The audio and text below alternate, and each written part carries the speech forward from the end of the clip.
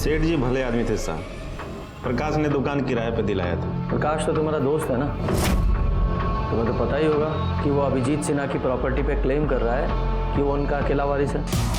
सारी प्रॉपर्टी उसे ही मिलनी चाहिए। क्या हुआ, कुछ प्रॉब्लम है? कुछ कहना है इस बारे में? हेलो, हाँ ठीक है, तुम नजर रखो, हम पहुंचते हैं। सर, राजा का पता चल गया। आनंद, हम तुमको कह रहे हैं, हम दोनों भागकर शादी कर लेते हैं। रमा, हम तुमसे प्यार करते हैं, कोई मजाक बात थोड़ी है। तुम्हारे बाबूजी को समझना पड़ेगा ये। मेरे घर वाले सच में कभी नहीं मानेंगे। हम समझाएंगे तुम्हारे पापा को, देखना वो मान जाएंगे। तुम बिल्कुल टेंशन मत लो। अंकल मेरी बात सुनिए, देखिए पापा प्लीज मत मारो आनंद को। हमारी बात सुनिए, हमारी बात। रमा, रमा प्लीज पापा, प्लीज पापा, मैं और आनंद बहुत प्यार करते हैं एक दूसरे से। प्यार का भूत हम उतारेंगे, तू घर चल पहले। छोड़िए पापा हमें। चल पूरा खुमारी उतार देगा तुम्हारा। वो मिश्रा हमारे चूते का औकात करेगी है, उसके बेटे ने ब्याह करेगी, अपना मर्जी चलेगी, जान मार देगी तुम्हारी। अरे क्या कर रहे हैं आप? अरे ये जो की तो की, आप भी कोनो अच्छा नहीं कर रहे हैं, आप भी तो गलती कर रहे हैं ना। अरे जवान बिटिया को बड़े बाजार में बेइज्जत करते हुए खींचते हुए घर से ला रहे हैं। अरे गलती हो गई कि घसीट कर लेकर आए, मार कर लाना चाहिए था, अक्ल ठिकाने आती है। काबे, हमारा लौंडा होके पिट के आया, शर्म नहीं आया तुमको? हैं? इसको दावा बोल रही हो तुम? जंग जीत के नहीं आया तुम्हारा लाल, पिट के आया लौंडिया चकल्लस में, वो भी उसके बाप से। साला खुद का इज्जत तो है नहीं, हमारी इज्जत पे मुंह दिए। अबे मेमना बने का जाओ, तुमसे बतिया रहे हैं। कहा नहीं ये खींच के दो झापड़ू सिला को। बाबूजी, हम उनको कैसे मारते? हम रमा से इतना प्यार करते हैं तो उनके पापा पे कैसे हाथ उठाते हैं? कैसे प्यार का भूत हम उतार के रहेंगे। चल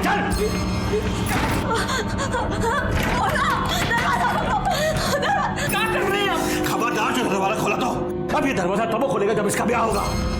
बराबरी का लड़का देखकर 2-4 दिन में इस मुसीबत को यहाँ से चलता कर देंगे। आनंद ऐसा कुछ नहीं होने देगा। आनंद हमको बहुत चाहता है। आनंद हमारा प्यार किसी और से होने नहीं देगा। देख लीजिएगा आप। देखा?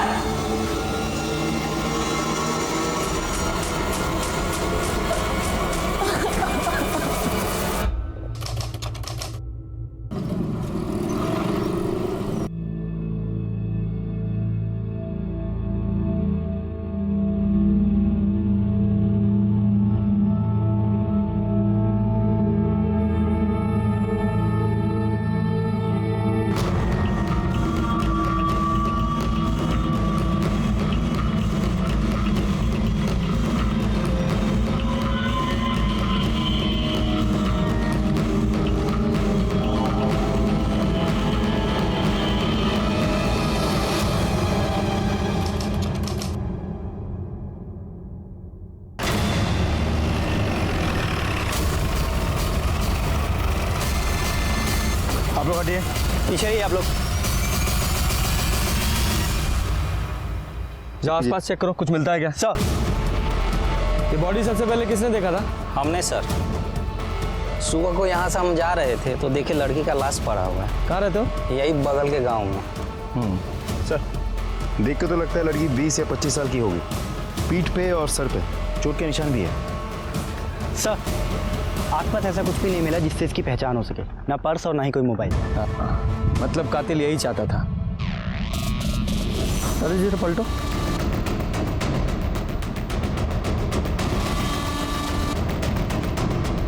पीठ पे 3 घाव है और सर पे भी चोट का निशान है और आसपास खून की एक बूंद भी नहीं है। इसका मतलब ये हुआ कि इसे कहीं और मारा गया है, बॉडी को ठिकाने लगाने के लिए यहाँ फेंक दिया गया है। संगीता, जरा चेक करो इसके कुर्ते पे कोई टेलर का टैग है क्या? हाँ सर है। यादव जी, इस टेलर का पता लगाओ और आसपास के सभी पुलिस स्टेशन में इस लड़की की डिटेल्स भेजो कि 24-25 साल की किसी लड़की की मिसिंग कंप्लेंट दर्ज हुई है क्या। बॉडी को पोस्टमार्टम के लिए भेजो। सर, लड़की के कुर्ते पे जिस टेलर का टैग था उस टेलर की दुकान मांझी मार्केट में ही है। टेलर ने लड़की और कुर्ता दोनों की पहचान की है। लड़की का नाम था रमा सिन्हा। लड़की रेगुलर कस्टमर थी, इसीलिए टेलर की रिकॉर्ड बुक से हमें उसका फ़ोन नंबर और एड्रेस मिला था। जब हमने फ़ोन किया तो फ़ोन स्विच ऑफ मिला। फिर हम उस एड्रेस पे पहुंचे, लेकिन घर पे ताला लगा हुआ था सर। आस पड़ोस में पूछताछ करके हमें पता चला कि पिछले कुछ दिनों से वो लोग वहाँ दिखे नहीं, गाड़ी भी नहीं है, शायद बाहर कहीं गई है सर। जब पूरी फैमिली बाहर गई थी तो रमा उनके साथ क्यों नहीं गई? हो सकता है वो अपने ससुराल में हो। सर उसकी तो शादी नहीं हुई थी, ससुराल में होने का तो सवाल ही पैदा नहीं होता। नहीं यादव जी, ये देखिए रमा की मांग में सिंदूर। लेकिन सर आस पड़ोस में पूछताछ करके हमें पता चला था कि शादी हुई नहीं थी। यादव जी शादी तो हुई थी, लेकिन शायद लोगों को नहीं पता था कि वो शादीशुदा है, और शायद यही उसकी मौत का भी कारण हो। यादव जी, ये रमा के सारे कॉल रिकॉर्ड्स और फ़ोन लोकेशंस निकालिए और इस सिन्हा फैमिली की जितनी हो सके उतनी डिटेल्स निकालो। हम तो रमा को बहुत सीधी सादी मानते थे। अरे सीधी सादी स्कूल टीचर थी, पर ये सुना था कि कोई आनंद मिश्रा के साथ उसका चक्कर भी चल रहा है। और थोड़े दिनों पहले ये भी सुना था कि दोनों परिवारों में घमासान हुआ था। सुना था लाठी तलवार भी भाजी गई थी, वो भी बीच बाजार में। सर हमको रमा की पर्सनल लाइफ से क्या लेना देना। हम तो इतना बोल सकते हैं कि वो बहुत ही अच्छी और मेहनती टीचर है, ना किसी से दोस्ती ना किसी से बैर, बस अपने काम से काम रखने वाली।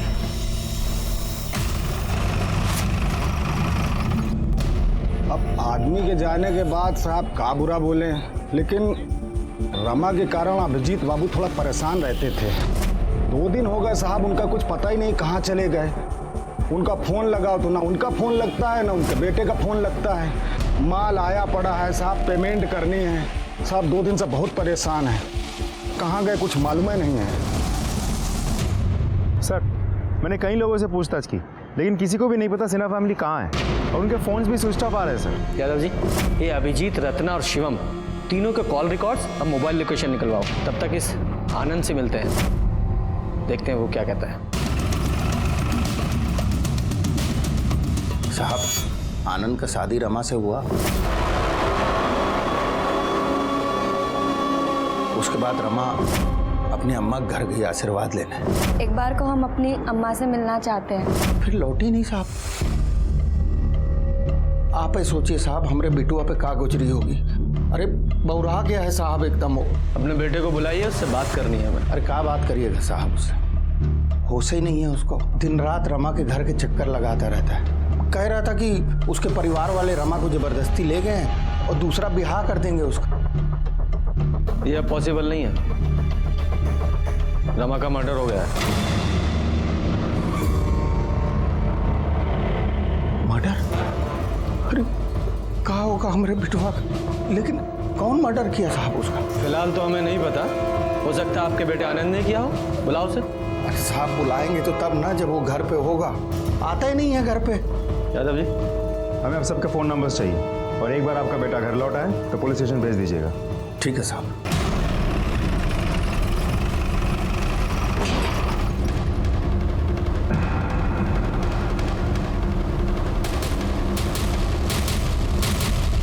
सर लगता है फैमिली अभी तक लौटी नहीं है। ऐसा ही लगता है। यादव जी, ताला तोड़ो। फॉरेंसिक टीम को बुलाइए। सर अब समझ में आया कि ये घर फैमिली के बाहर जाने की वजह से नहीं, बल्कि इस क्राइम की वजह से बंद था। पूरे घर की अच्छी तरह से तलाशी लो।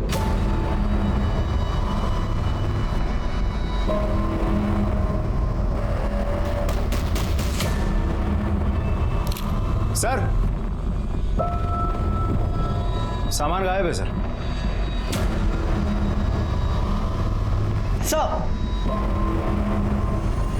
खाली पड़ा था, यहाँ भी कुछ नहीं है। लगता बहुत जल्दबाजी में भागे हैं। यादव जी, अगर ये ब्लड रमा के ब्लड ग्रुप से मैच होता है तो शायद बहुत कुछ क्लियर हो सकता है। और सर इनकी गाड़ी भी तो नहीं है, कहीं ऐसे तो नहीं कि सबके सब अपनी ही गाड़ी लेके भागे हो सकता है। गाड़ी का नंबर मिला है ना सब, उसकी डिटेल सर्कुलेट कराओ। ये लोग भागने नहीं चाहिए, और इनकी कॉल रिकॉर्ड्स और मोबाइल लोकेशन भी निकलवाओ। सब।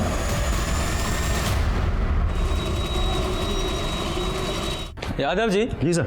ये सिन्हा फैमिली की कार का कुछ पता चला? नहीं सर, हमने सारे टोल नाका और चेक नाका पर उस गाड़ी की डिटेल्स भेज दी है, लेकिन हमें नहीं लगता सिन्हा फैमिली ने स्टेट बॉर्डर क्रॉस किया हुआ। अगर किया होता तो हम तक इन्फॉर्मेशन पहुंच जाती सर। कहीं ऐसा तो नहीं कि सिन्हा फैमिली कहीं छुप के बैठी हो, वरना कार गई कहाँ? सर सिन्हा फैमिली के घर पे जो ब्लड मिला था उसकी फॉरेंसिक रिपोर्ट। यादव जी सब ये जो सिन्हा फैमिली के घर पे जो ब्लड मिला है ये तो रमा का ही है। इसका मतलब रमा का पहले घर में खून किया गया और बाद में उसकी बॉडी को ठिकाने लगाने के लिए फेंक दिया गया। लेकिन सर खून किया किसने? फैमिली ने। पॉसिबल है, हो सकता है ये ऑनर किलिंग का केस हो, क्योंकि सिन्हा फैमिली को ये रमा और आनंद का रिश्ता पसंद नहीं था और जब रमा ने आनंद से शादी कर ली और घर वापस आई तो गुस्से में फैमिली ने उसे मार दिया और बाद में बॉडी को फेंक के फरार हो गया। फॉरेंसिक रिपोर्ट और सर्कमस्टांशियल एविडेंस के बाद ये कंफर्म हो गया कि ये केस ऑनर किलिंग का ही है। अभिजीत सिन्हा को ये रिश्ता पसंद नहीं था, फिर भी रमा ने भागकर शादी कर ली। अपने बाप के गुस्से को अनदेखा करके वो अपनी माँ से आशीर्वाद लेने पहुंची लेकिन वापस नहीं लौटी। और अब हमारे लिए सबसे ज्यादा जरूरी था सिन्हा फैमिली और उनकी कार का मिलना। सर अगर ये केस ऑनर किलिंग का होता तो माँ बाप जिंदा होने चाहिए थे, लेकिन उन दोनों का भी मर्डर हो गया और घर के अंदर हमें रमा का ब्लड मिला। मतलब माँ बाप को कहीं और ले जाके मारा गया होगा। लेकिन समझ में नहीं आ रहा है माँ बाप को कौन मार सकता है और क्यों? देखो किसने मारा ये तो कंफर्म नहीं बोल सकते, पर वो रमा का पति जो आनंद है उसके पास भी मोटिव है। उसका कुछ पता चला? नहीं सर, लेकिन वो जब भी घर वापस आएगा या फ़ोन स्विच ऑन करेगा हमें इन्फॉर्मेशन मिल जाएगी। और सर ये अभिजीत सिन्हा का बेटा शिवम सिन्हा वो भी तो गायब है, तो ऐसा भी तो हो सकता है कि तीनों मर्डर्स उसी ने किया हो और गाड़ी लेके फरार हो गया हो। लेकिन मोटिव क्या हो सकता है सर? यादव जी अगर एक बार को मान भी ले कि शिवम ने पैसे और गहनों के लिए अपने माँ बाप को मारा तो वो उनके कपड़े लेकर क्यों जाएगा? और वैसे भी अपने परिवार का वो इकलौता वारिस है, पैसों के लिए मर्डर क्यों करेगा? सर सिन्हा फैमिली के कॉल रिकॉर्ड्स।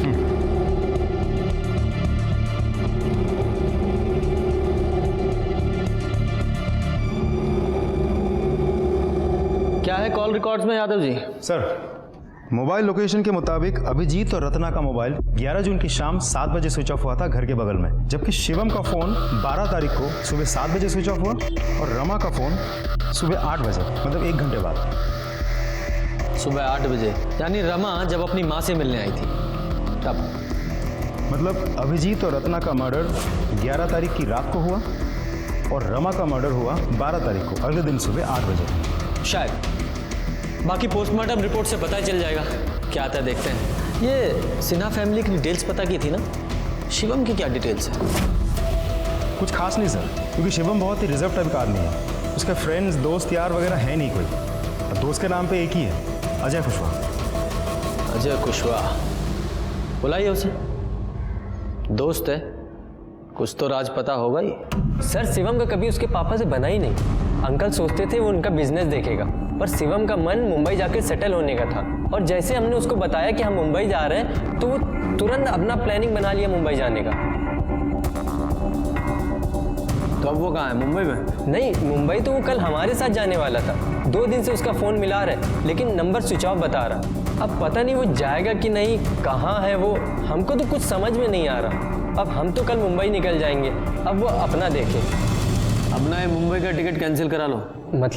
मतलब जब तक शिवम नहीं मिल जाता तुम कहीं नहीं जा रहे हो, और जैसे वो तुमसे कांटेक्ट करने की कोशिश करेगा तुरंत हमें बताओगे। जी सर। ये मुंबई जाने वाले सभी रास्तों की सीसीटीवी फुटेज चेक कीजिए, हो सकता है शिवम की कार कहीं दिखे। शिवम का फोन अभी मांझी में एक्टिवेट हुआ है। जिस आदमी को हम मुंबई तक ट्रेस करने की कोशिश कर रहे हैं वो यहाँ मांझी में बैठकर हमें बेवकूफ़ बना रहा है। यादव जी इस शिवम की लोकेशन ट्रेस करो और इससे पहले कि ये दोबारा हमारे हाथ से निकले उठा कर लाइए उसे। लोकेशन तो यही दिखा रहा है। आगे? जी सर, मैं फॉलो करता हूँ। सर लोकेशन के हिसाब से तो यही जगह है। बोल लो सर, एक घर से नहीं आ।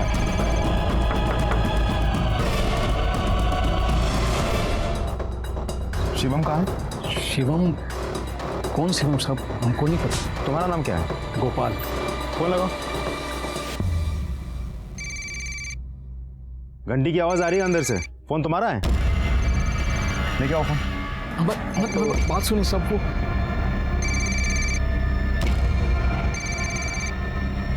सब ये फोन है। ये फोन किसका है? बताओ किसका है? थाने में लेके चलूं? नहीं साहब, ये फोन हमारा नहीं है, पड़ा हुआ मिला था। कहाँ?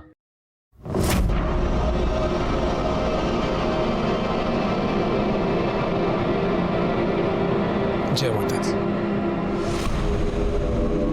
बैटरी खत्म हो गई तो मोबाइल बंद पड़ गया और हम भी चार्ज नहीं किए। फिर सब जब 2-3 दिन हो गए तो हम मोबाइल चार्ज किए, आज ही ऑन किया था साहब। कि आप सब माफ़ी दे दो साहब, गलती हो गई। ठीक है। ये फ़ोन कहाँ मिला था तुम्हें? वो बजाज रोड नंबर 3 पे सर। Bajaj road number 3? ये अभिजीत सिन्हा का घर वही है ना? जी सर।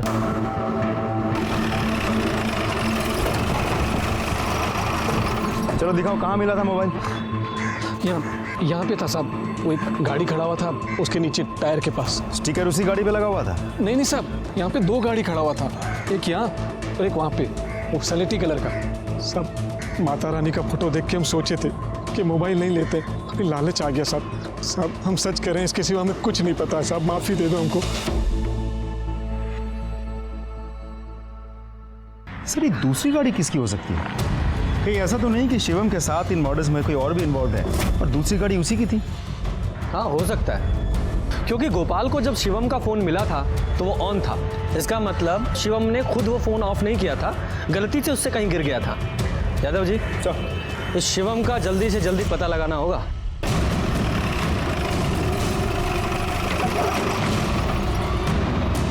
तुम उधर देखो।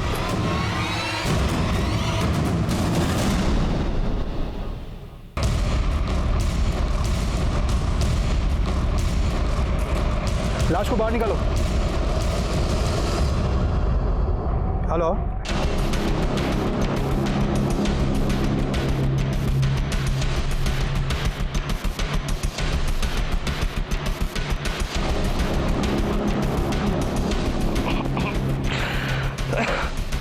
यादव जी बॉडी जिस तरह से डिकम्पोज हुई है उसे देखकर लगता है कि इसकी मौत 6-7 दिन पहले ही हो चुकी है। बॉडी पर कोई घाव का निशान भी नहीं है, मतलब किसी अलग तरीके से मारा गया है। खैर जो भी है, रीजन तो पोस्टमार्टम रिपोर्ट के बाद सामने आ ही जाएगा। सर गाड़ी के अंदर सूटकेस और बैग मिला है जिसमें सिर्फ कपड़े हैं, पैसे और जेवर नहीं। इसका मतलब शिवम कल्प्रिट नहीं, विक्टिम है। आप सी मिस सर यहाँ एक लोकल गुंडा है राजा सिंह, जिसके सर पर नेताजी का हाथ है। अभी हम 2 दिन पहले सुने थे कि वो ठेके पर बकैती कर रहा था कि उससे दुश्मनी करोगे तो सिन्हा परिवार की तरह गायब हो जाओगे। इस राजा के साथ सिन्हा फैमिली की क्या दुश्मनी थी? उसकी एक बहन है इला, जिसका कुछ प्यार व्यार चल रहा था शिवम से। ठीक है सर, लगता है सिन्हा फैमिली का मर्डर मिल गया। इस बार तो गठबंधन पार्टी लेकर रहेगी। राजा कहाँ है? पता नहीं साहब, सर्च करो।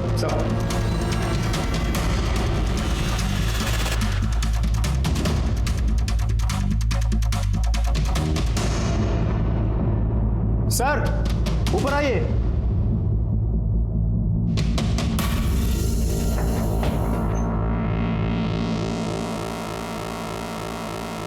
कौन है आप? समय इला। राजा की बहन। तो बताइए राजा कहाँ? सो मुझे नहीं मालूम। भाई को बचाने के लिए झूठ बोल रही हो? जिसने मेरी जिंदगी बर्बाद की है उसे बचाने का कोई शौक नहीं है मुझे। मतलब? वो चाहता था कि हम अपनी जिंदगी उसके तरीके से जिए। शिवम सिन्हा नाम के लड़के से प्यार करती हूँ मैं। जब ये बात उसे पता चली तो उसने हंगामा कर दिया। जब मैं प्रेग्नेंट हुई तो जबरदस्ती मेरा बच्चा गिरवा दिया। इतने से भी नहीं माना वो। और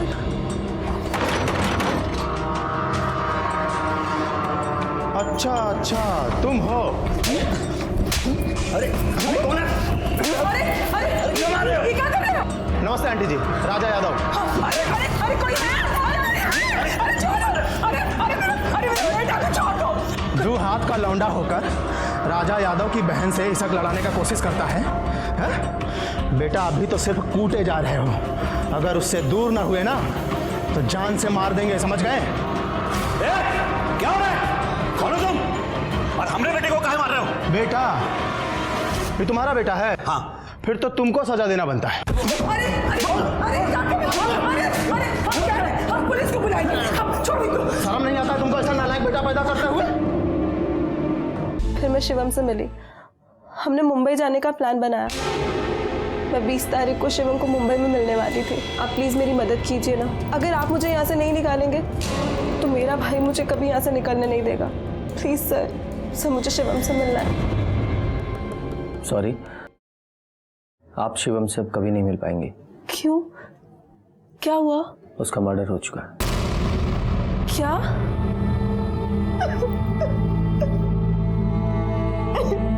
संगीता,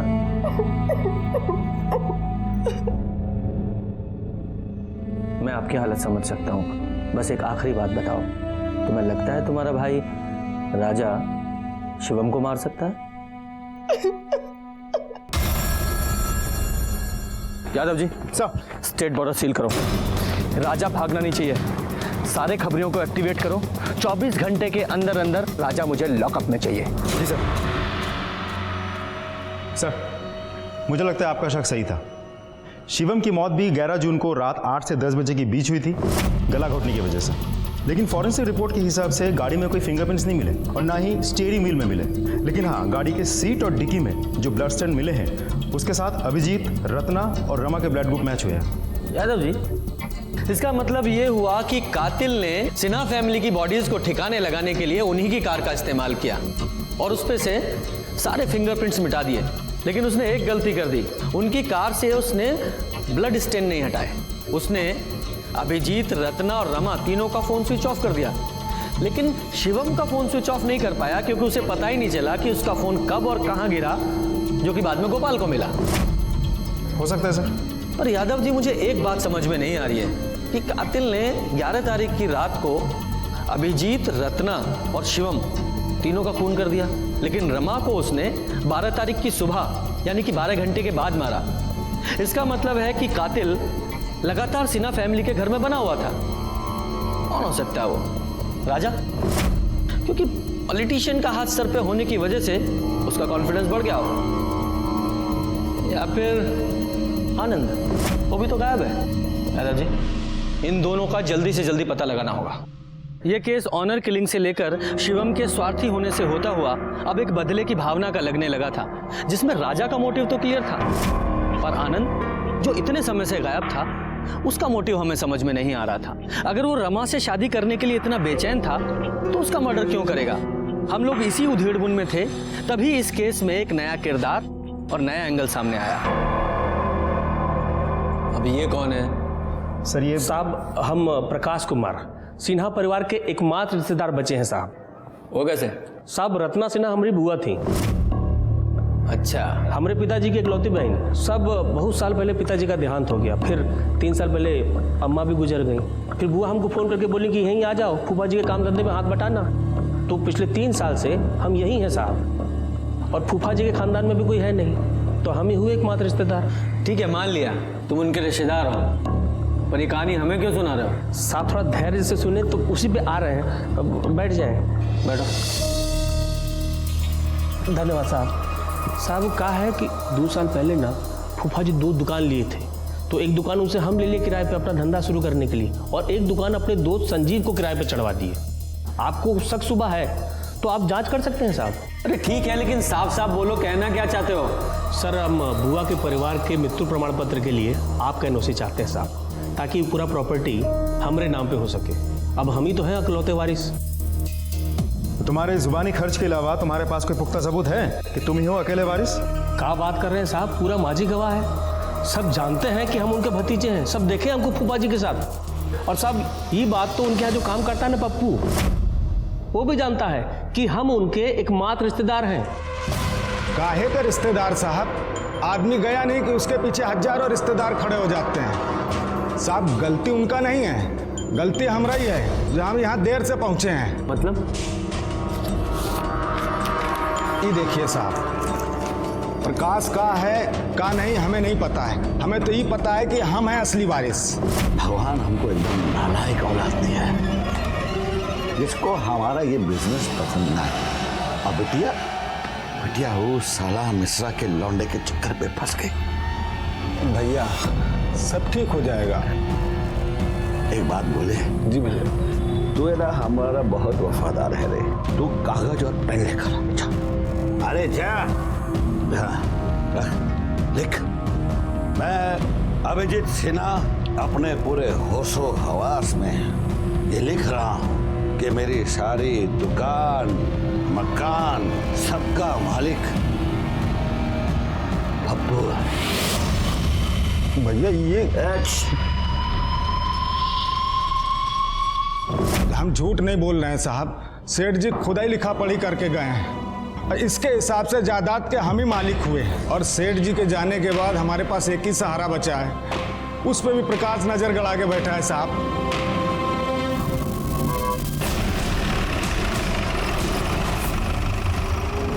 सेठ जी भले आदमी थे साहब, प्रकाश ने दुकान किराए पे दिलाया था। प्रकाश तो तुम्हारा दोस्त है ना, तुम्हें तो पता ही होगा कि वो अभिजीत सिन्हा की प्रॉपर्टी पे क्लेम कर रहा है कि वो उनका अकेला वारिस है। सारी प्रॉपर्टी उसे ही मिलनी चाहिए। क्या हुआ, कुछ प्रॉब्लम है? कुछ कहना है इस बारे में? हेलो, हाँ ठीक है, तुम नजर रखो, हम पहुंचते हैं। सर, राजा का पता चल गया।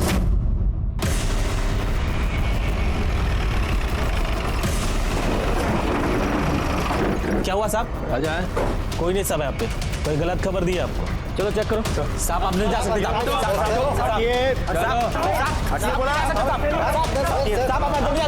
अरे क्या हुआ थे? क्या इतना हल्ला मचा रहे हो?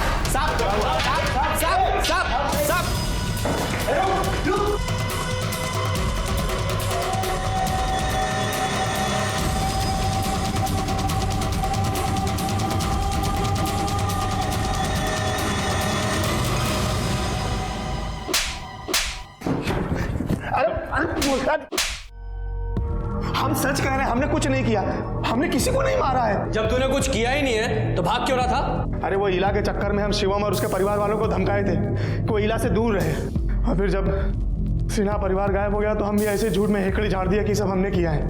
देखिए दरोगा जी, जब आपको लाश मिला ना, हम डर गए कि बेकार में हम धरे जाएंगे, बस इसीलिए भाग रहे थे। हम कैसे मान लें कि तुम सिर्फ हेकड़ी झाड़ रहे थे? तुमने किसी का मर्डर नहीं किया? अरे 11 तारीख को तो हम मांझी में थे ही नहीं, नेताजी का जन्मदिन था 3 दिन के बाद, पोस्टर बनवाने के लिए पटना गए थे, 12 तारीख को देर रात लौटे हैं। यादव जी। जी सर। इस राजा की एलिबाई चेक करो, इसके सारे कॉल रिकॉर्ड्स निकालो और इसकी फोन की लोकेशंस भी। नमस्कार सर।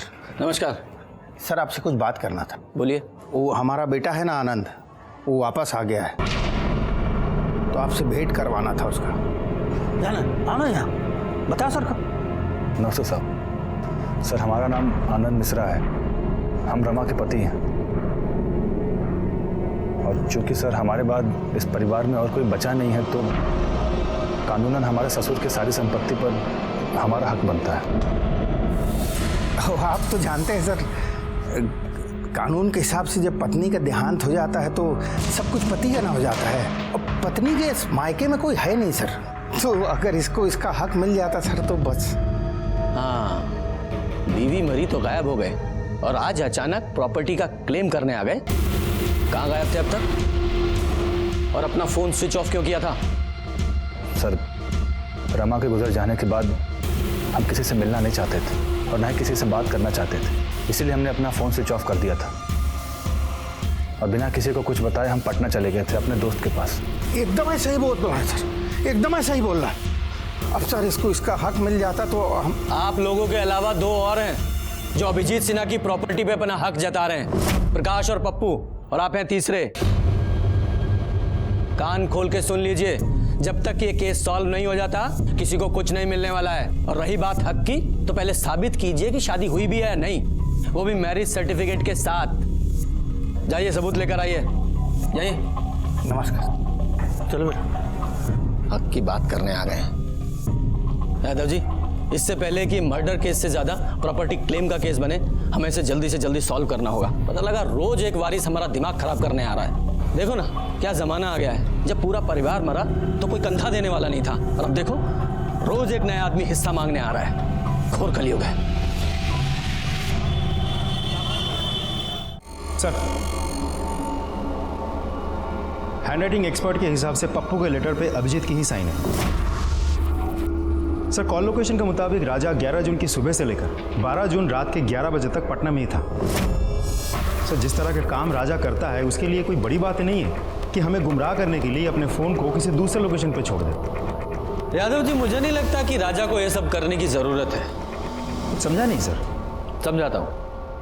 ये देखो, ये राजा अगर शिवम को मारता तो तभी मारता जब इसकी बहन इला प्रेग्नेंट थी।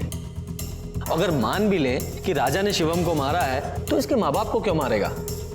और वैसे भी हमने पटना में उसकी एलिबाई चेक किए ना, 11 से 12 जून के बीच वो पटना में ही था। नहीं नहीं नहीं, ये राजा तो कातिल नहीं हो सकता।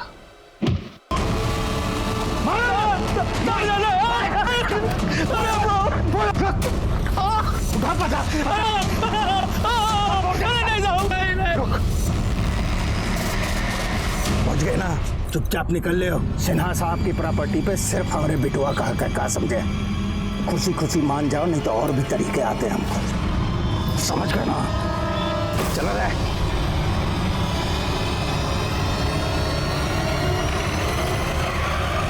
देखो अनुज, मेरा केस की वजह से वैसे ही दिमाग खराब है, ऊपर से तुम ये उल्टी बात कर रहे हो।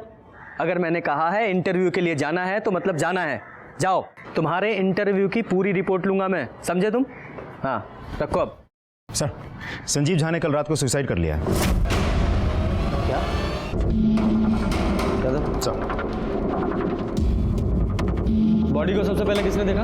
हमने देखा था साहब, हम इनके घर में दूध पहुंचाते हैं। 3 महीने का उधार था साहब, सोचा इस बार पैसा लेकर ही लौटेंगे। बहुत देर से दरवाज़ा खटखटाए रहे पर दरवाज़ा नहीं खुला साहब। तब हमने खिड़की से झांक कर देखा साहब, तो हमने इनको लटका हुआ देखा। हमने मकान मालिक को फ़ोन किया और बाद में आपको भी कॉल किया साहब। एम्बुलेंस को कॉल करो। सर शराब पी रखी थी इसने। दिखाओ। शायद शराब के नशे में इसने आत्महत्या कर ली है। ऐसा ही लगता है। इन सबको फॉरेंसिक के लिए भेजो। Yadav ji, sir, postmortem report जल्दी से जल्दी चाहिए।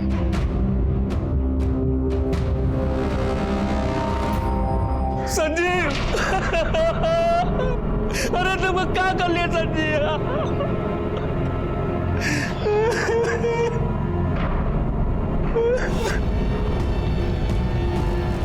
ये संजीव तुम्हारा दोस्त था ना? कुछ अंदाजा है उसने सुसाइड क्यों किया? काम धंधा नहीं चल रहा था साहब, बहुत दुखी रहता था। हमसे जितना बन पड़ा साहब हम किए। साहब दुखी तो था ही, दारू का लत लगा लिया। और साहब एक ही दोस्त था साहब, देखिए खुद का जान ले लिया दारू के नशे में, वो भी चला कहा किया संजीव? आपको क्या लगता है सर, सच में सुसाइड किया है या बात कुछ और ही है? यादव जी, इस प्रकाश कुमार और संजीव झा की पूरी डिटेल्स निकालो। सर, पोस्टमार्टम रिपोर्ट के मुताबिक संजीव की मौत रात 10 से 11 बजे के बीच हुई थी, दम घुटने की वजह से, ना कि फांसी लगाने की वजह से। और संजीव के कॉल रिकॉर्ड्स के मुताबिक मरने से 12 घंटे पहले तक उसने प्रकाश को 1 नहीं 2 नहीं बल्कि पूरे 15 कॉल्स किया है। और मरने से 1 घंटे पहले भी उसने प्रकाश को ही आखिरी बार कॉल किया था। और मर्डर के वक्त प्रकाश के मोबाइल की लोकेशन संजीव के घर की है। यादव जी, ये देखिए, सिर्फ प्रकाश के मोबाइल की लोकेशन नहीं, ये आनंद के मोबाइल की लोकेशन भी मर्डर के वक्त संजीव के घर के पास ही की बता रहा है। हो ना हो, खूनी इन दोनों में से एक है। लेकिन सर, संजीव को मारने का मोटिव क्या निकलता है फिर? मोटिव भी ये दोनों ही बताएंगे। उठा के लाओ दोनों को। सर हम सच बोल रहे हैं, हम तो संजीव के घर के पास गए भी नहीं थे। अगर झूठ बोलेगा तो और मार खाएगा। मार से बचना है तो सच बोल। बोल, सच बोल। सर ये सब हम अपनी मर्जी से नहीं कर रहे थे, ये पापा हमको सिखा पढ़ा करके भेज रहे थे। उन्होंने ही कहा था कि संजीव को जाके बोले कि वो दुकान खाली कर दे। और जब सर ये बात हम बोल कर निकले तब तक वो जिंदा था। और सर उसके बाद हम पप्पू के पास चले गए कि वो प्रॉपर्टी पे क्लेम ना करे। सर अब यकीन मानिए, ये सब पापा हमसे जबरदस्ती करवा रहे थे। हमको कुछ नहीं चाहिए सर, हम तो सिर्फ रमा से प्यार करते थे और वो हमें अब कभी नहीं मिलेगी सर, हम उसे कभी देख नहीं पाएंगे। इसकी हालत देख के तो ऐसा नहीं लगता है किसी का खून कर सकता है, और रमा का तो बिल्कुल नहीं। अब देखते हैं ये प्रकाश क्या बोलता है। वैसे प्रकाश के बारे में मैंने एक चीज नोटिस की थी जो मुझे याद नहीं आ रही, क्या थी वो? सर अब अच्छे से याद कीजिए, अब तक हम प्रकाश से सिर्फ 2 ही बार मिले हैं। पहली बार जब वो पुलिस स्टेशन आया था डेथ सर्टिफिकेट के लिए हमसे एनओसी लेने, और दूसरी बार जब संजीव ने सुसाइड किया था हम उसके घर से निकल ही रहे थे और वो वहाँ पहुँचा था। याद आया यादव जी, जब हम प्रकाश से मिलके अपनी गाड़ी की तरफ जा रहे थे तो मैंने नोटिस किया। सर गोपाल, जिसने शिवम का मोबाइल उठाया था और जिसने स्टिकर और ग्रे कलर की गाड़ी के बारे में हमें कहा था, जो मर्डर के दिन अभिजीत सिन्हा की गाड़ी के साथ पार्क की हुई थी। यादव जी, इस प्रकाश की गाड़ी को फॉरेंसिक के लिए भेजो। अब देखते हैं कौन सी कहानी सुनाता है। काहे फंसा रहे हैं साहब? हमारे दोस्त का मर्डर का इल्जाम हम पे लगा रहे हैं। काहे आप लोग को पैसा वैसा चाहिए क्या? तुम्हें फंसाने की जरूरत नहीं हमें। तुम्हारे खिलाफ बहुत सबूत है हमारे पास। ये रही तुम्हारे फोन कॉल्स की और तुम्हारी फोन लोकेशन की पूरी डिटेल्स। संजीव को मारने से पहले तुमने उससे फोन पे बात की थी ना, फिर अपनी दुकान से उसके घर गए थे ना, वहां आधा घंटा रुके थे और उसके बाद 8:15 बजे तुम अपने घर गए थे। बोलो, आधा घंटा क्या कर रहे थे वहां? साहब इसमें कौन सा बड़ा बात है साहब? संजीव दोस्त है हमारा, दुखी था, उसका काम धंधा बंद है, सांत्वना देने गए थे और साहब एक आधा घंटा बाद वापस भी तो आ गए थे। हाँ, कहानी अच्छी है। अब ये भी बता दो, तुम्हारे गाड़ी के पीछे जो ब्लड स्टेन मिले हैं वो किसके हैं? अरे साहब वो तो मुर्गे का खून है साहब। दोस्तों के साथ पार्टी किए थे, 20 किलो मुर्गा कटवाए थे, वही गाड़ी में लेके गए थे साहब। वो मुर्गे का खून नहीं, वो इंसानों का खून है।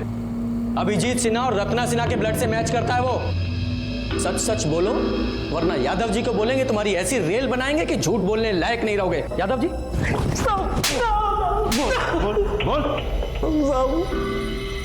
रत्ना बुआ का प्रॉपर्टी हमको मिल रहा था साहब, तो इस संजीव दुकान छोड़ने को तैयार नहीं था। ऊपर से साहब किराया देने के लिए भी मना कर दिया था। बोलता था कि तुमको तो सब फोकट में मिल रहा है, तो काहे दुकान का रेट लगाए हुए हो। साहब दोस्तों के साथ चिरकुट जैसा बात कर रहा था तो हमको भी गुस्सा आ गया, तो हम उसके घर पे गए और ऐसा दिखाए कि जैसे हम उसका बात मान लिए। हमको मालूम था कि तुम हमारी परेशानी जरूर समझोगे। I love you, I love you. नहीं, ये तो हमें समझ में आ गया कि तूने प्रॉपर्टी के लिए मारा, लेकिन सिन्हा फैमिली को मारा कैसे? तो बार बार बोल रहे थे कि किराया भरो नहीं तो चलते बनो। अब साहब अपने सगे भतीजे के साथ ऐसा भी करता है क्या? दुकान खाली करो का धमकी सुन सुन के ना उपटा गए थे एकदम। तो हम सोचे कि मार डालेंगे, तो फिर हम फूफा जी को फोन किए और कहे कि किराया देने के लिए हम घर पे आ रहे हैं।